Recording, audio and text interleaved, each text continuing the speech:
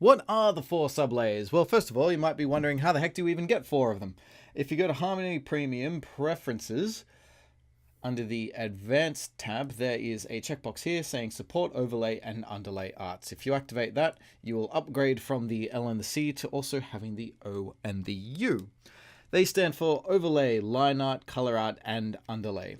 Every regular drawing layer, say this node here or this layer in the timeline, is in fact 4 separate and independent layers all packed into one. Usually when you're drawing, it is defaulted to the line art, and that's all you need to worry about. You can still, draw and fill and do whatever you like on any of the layers. Simply that it is called line art does not mean it is exclusive for it. Likewise, the color art isn't exclusively for color art. You can draw on it if you really want. And the overlay and underlay, well, there's whatever. They all do function pretty much exactly the same.